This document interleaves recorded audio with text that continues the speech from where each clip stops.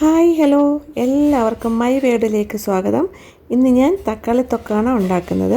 ഞാൻ ഈ പാൻ വെച്ച് അതിലേക്ക് 2 ടേബിൾ സ്പൂൺ നല്ലെണ്ണ ഒഴിച്ചു കൊടുത്തിട്ടുണ്ട്. അതിലേക്ക് 1/4 ടീസ്പൂൺ കടുക്, 1/4 ടീസ്പൂൺ നല്ല ജീരകം, 1/2 ടീസ്പൂൺ ഉഴുന്നുപരിപ്പ് ഇട്ട് ഒന്ന് ഫ്രൈ ചെയ്തെടുക്കാം. ഇതിലേക്ക് 5 അല്ലി വെളുത്തുള്ളി കൂടി ഇട്ട് കൊടുത്തിട്ടുണ്ട്. നന്നായി ഒന്ന് ഫ്രൈ ചെയ്തെടുക്കാം. അതിലേക്ക് ഒരു 3 സവാള ചെറുതായി ചോപ്പ് ചെയ്ത് ഇട്ട് കൊടുത്തിട്ടുണ്ട്. നന്നായി ഒന്ന് വഴറ്റിയെടുക്കണം.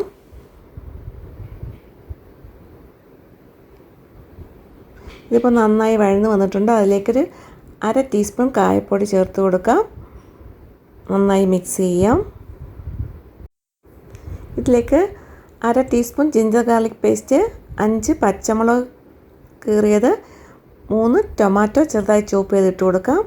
നന്നായി ഒന്ന് മിക്സ് ചെയ്യാം. ഇതിലേക്ക് ആവശ്യത്തിന് ഉപ്പ് കൂടി ചേർത്ത് കൊടുക്കാം. നന്നായി ഒന്ന് വഴറ്റിയെടുക്കണം.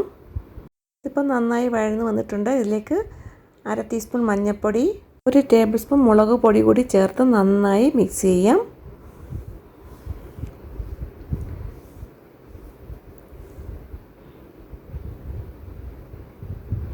ഇതിപ്പോൾ നന്നായി മിക്സ് ആയിട്ടുണ്ട്. ഇതിലേക്ക് ഒരു 1/4 ടീസ്പൂൺ ശർക്കര കൂടി ചേർത്ത് കൊടുക്കാം.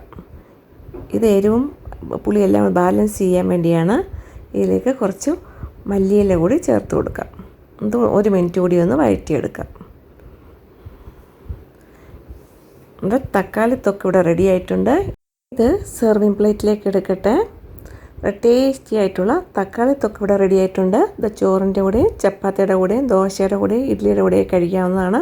അപ്പോൾ എല്ലാവരും ഇതൊന്നും ഉണ്ടാക്കി നോക്കണം. ഉണ്ടാക്കി നോക്കിയിട്ട് ഫീഡ്ബാക്ക് അറിയിക്കണം. എല്ലാവർക്കും ഇഷ്ടപ്പെട്ട ലൈക്ക് ചെയ്യണം, ഷെയർ ചെയ്യണം, സബ്സ്ക്രൈബ് ചെയ്യണം. സബ്സ്ക്രൈബ് ചെയ്യുമ്പോൾ ഓൾ എന്ന ഓപ്ഷൻ എനേബിൾ ചെയ്യണം.